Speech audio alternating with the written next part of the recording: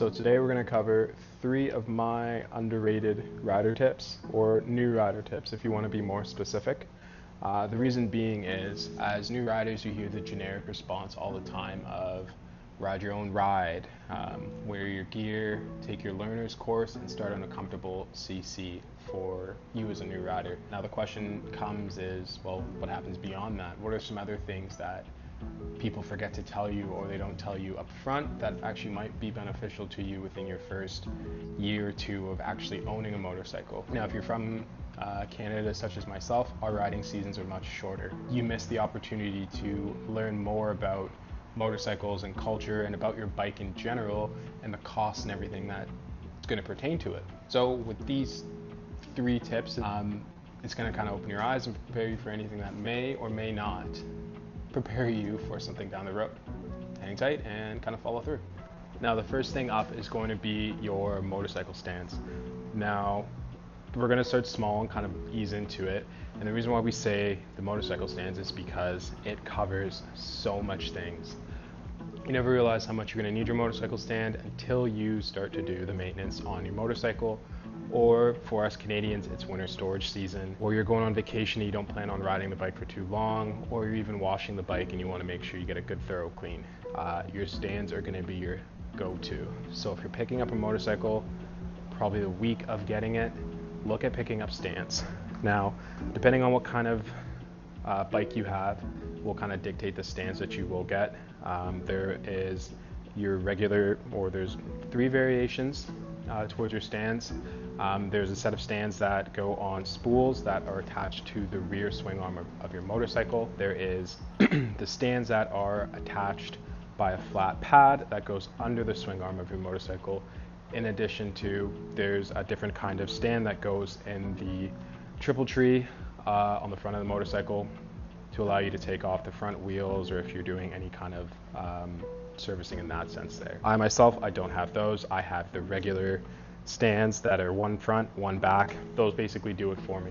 Now, the reason why I say stands are so crucial is because with the stands, like I said, you're going to cover everything. Not having your stands trying to do chain cleaning, good luck in that aspect. You're going to be pushing that BITCH back and forth, and it's going to drive you insane. Depending on how your bike is set up, if you're looking to do oil changes as well, you want to have a nice flat level bike to do your oil changes to ensure the oil all drips out properly and it's not tilted on one side as well. There's the iconic, if you're storing your bike for the winter, if you leave it flat on one spot for too long, you're going to deform your wheels.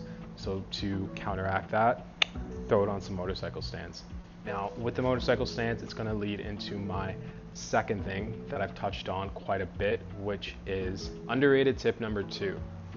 Learn to do your own maintenance. Now, the reason why I say that is because maintenance on a motorcycle is a lot more simplistic, in my opinion, than, say, a car. I know there's going to be some car mechanics out there. I can do whatever it is on my 93 Pontiac. Doesn't matter. I'm saying for myself, maintenance on my motorcycle is a lot more simplistic.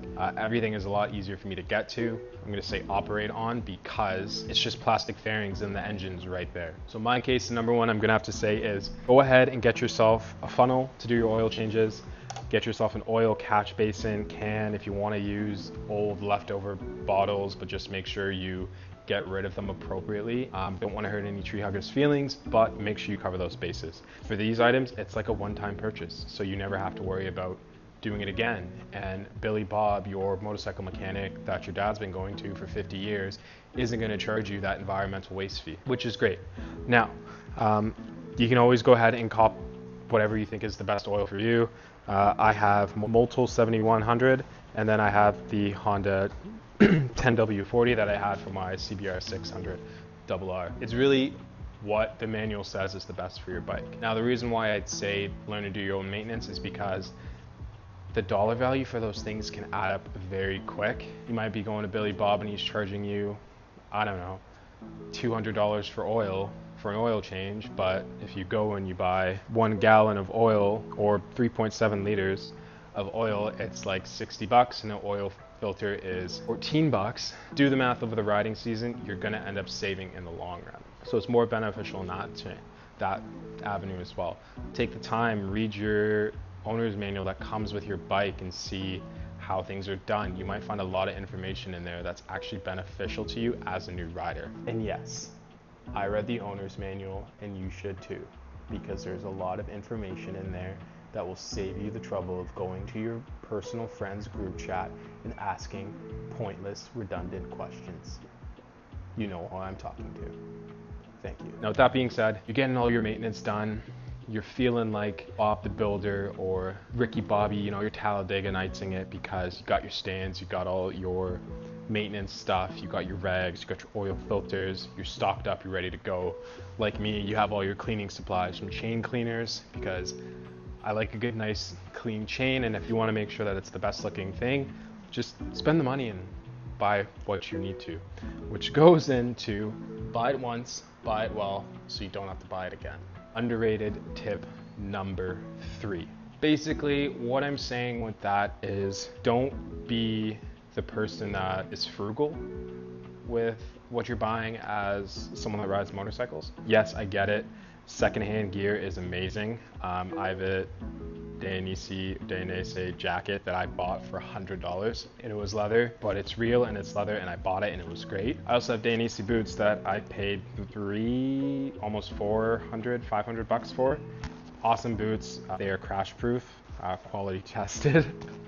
If you buy it once and you pay the right price, it's really good. I'm not saying go spend $1,000 on a jacket. That's absurd. I've done it, but it's not necessary. I have my speed and strength boots that are great in value, but they're absolutely durable and bulletproof. Whereas such, I have these gloves that were awesome, but they are falling apart because you take the cheap avenue of getting something and now they're wrecked. So why bother? And then I have my speed and strength gloves that are bulletproof. I've fallen in them and they're still holding together. So it falls back to the theory of, if you're going to buy something, spend the money and ensure that the quality is actually good, so the duration or the use that you have it is longer than one riding season or one crash. Well, technically, if you do crash in something, you should replace it. What I'm saying is spend the money to ensure that what you're buying is useful. It's gonna last. You're gonna have it for more than one season.